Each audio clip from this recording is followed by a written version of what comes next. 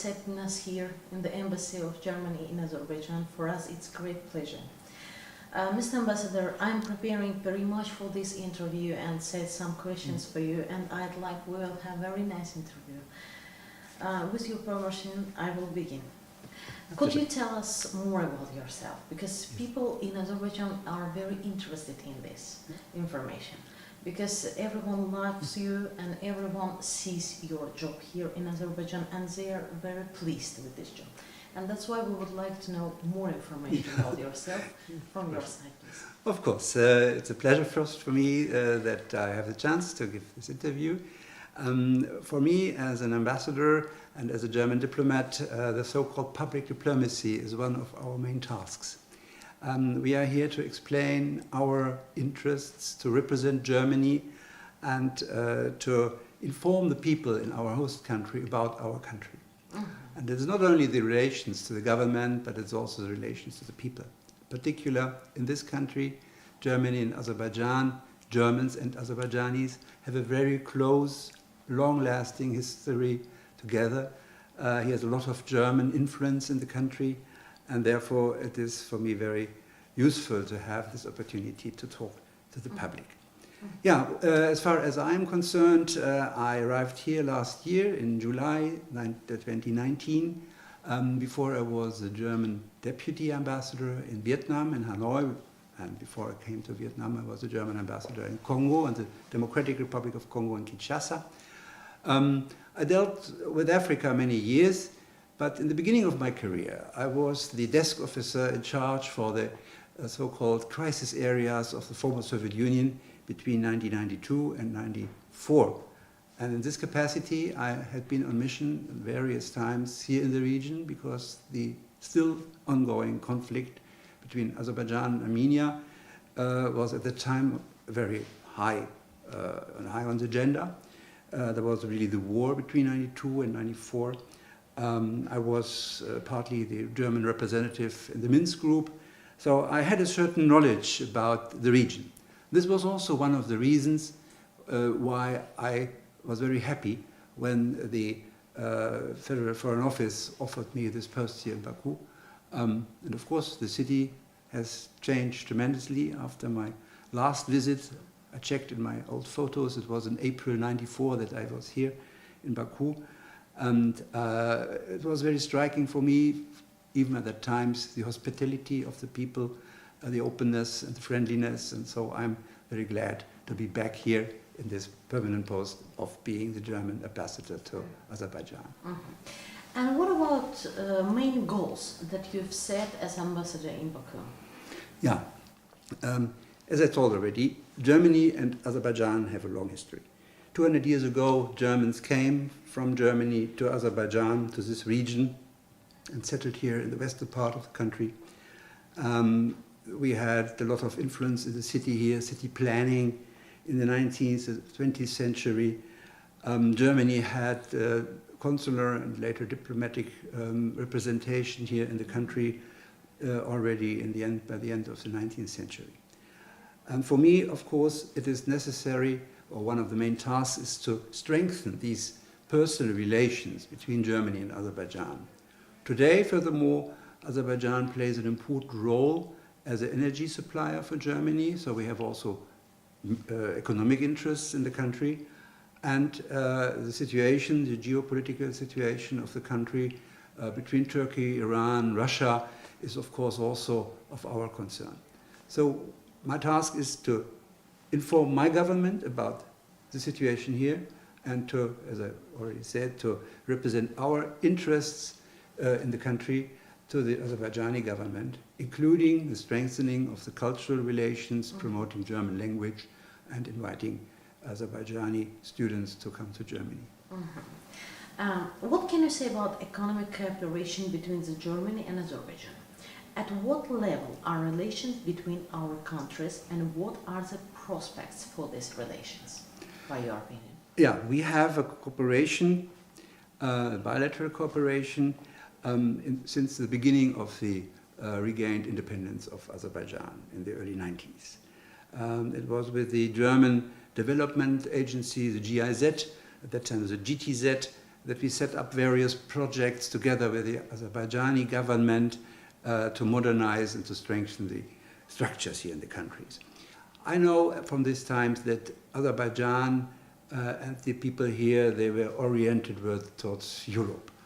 And it was seen our task to assist Azerbaijan to reach this goal, to prepare the structures for getting closer to Europe, whether it's on the judicial legal system, whether it's in the economic system, working for more openness, for more freedom, both in the economic sector and also in the social sector. Currently, Germany is the chair of the European Union in the second semester of this year, and also in this framework, we are very happy to work in the framework of the Eastern Partnership of the European Union. Germany and 6 countries in the EU members, including Germany, and 6 countries in Central Eastern Europe, including Azerbaijan, are forming this Eastern Partnership. And in this framework, we also want to strengthen the relations with twinning projects and to help that Azerbaijan becomes closer and closer to the European way of doing business, way of thinking, and way of living. Are German companies working in Baku? If yes, how many for nowadays? We have around 150 German companies here. But a part of this, we don't have big production companies here, but many are busy in the consultancy, financing sectors.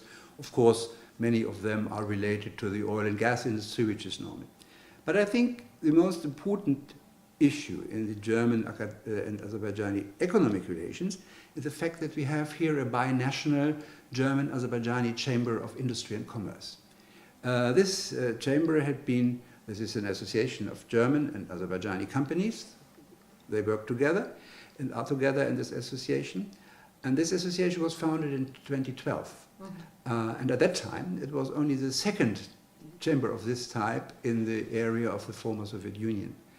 And it was only in Moscow and in Baku. So this also gives a signal of the German industry and commerce sector that we expect a lot of our economic relations, be it in trade, be it in industry. And today we are also busy in the so-called second dimension of the OSCE. This is the economic dimension, strengthening the connectivity between Asia and Europe. And Azerbaijan is one of the logistic hubs here in the center. In the OSCE, we are working together with the port of Alat and the Green Port Initiative. The German government puts a lot of money in this. So we are very proud that we are working together also on this international level, not only in the bilateral. Are there any educational programs for Azerbaijani students? We have around 1,400 Azerbaijanis studying in various institutions of higher education in Germany. Nowadays? In these days, yes. This is very important. And there's universities, the University of Applied Sciences, there are other schools. And a big part of them, they are sent from Azerbaijan to Germany with a scholarship of the German Academic Exchange Service, DAAD. The DAAD is an institution of the German universities, and it is famous, world famous, for its research and study scholarships. The applications in this country are the 3rd highest worldwide after the United States and Russia. So it is important to see also that the young Azerbaijanis are attracted by Germany in education. What is still our concern is that the knowledge of German, which is helpful and necessary in many of the studies and training programs in Germany, that this knowledge is diminishing here because we don't have enough German teachers. We are currently working and discussing with the Ministry of Education, and we will have also, I'm sure, the opportunity to meet the new minister to discuss this issue. So we want to strengthen the German education in the schools here. Otherwise, we will lose the basis for continuing this high number of Azerbaijanis to going to Germany. Very often I am asked why in Baku we don't have a German school. The answer is we don't want to have a school for German experts and some elite people. we want to have a broad approach of German language training in normal Azerbaijani schools, not only in Baku, but also in the regions. And this is our approach. There's a special program, it's called the PASH, Partner School Program. We have 4 schools here certified, and we want to have more of them, and we want to have then the curricula adapted to a better training of German in order to enable students to continue their studies in universities here and later in Germany. Mm-hmm. Your wish for Azerbaijan in general and for Azerbaijani people? My special wish is that Azerbaijan can live in peace, that Yes. the territorial integrity can be preserved, that we will find, it will take a long time, but we finally find a way to solve the conflict with Armenia, that the area of Nagorno-Karabakh became a bridge between the two people. Because you're living here in the area and you cannot decide that Canada is your neighbor is, they are how they are, and that this situation can be solved. We as member of a Minsk group, we are doing our utmost to help and to assist. The recent developments have shown that it is necessary to put more engagement in this. And of course for the Azerbaijanis and the society, I'm hoping, and I really wish this, that together with our cooperation in the bigger European family, be it the Council of Europe or other institutions, that the society can develop itself as an open society which can discuss the way Azerbaijan wants to go in future, and to make this former choice of the 90s that Azerbaijan is a part of Europe, that this can become true. Mm-hmm. Mr. Ambassador, I would like to thank you again for this interview. Really very nice, and you answered all our questions that we needed. It was very interesting for us. Thank you so much. Thank you for the questions. It was my pleasure.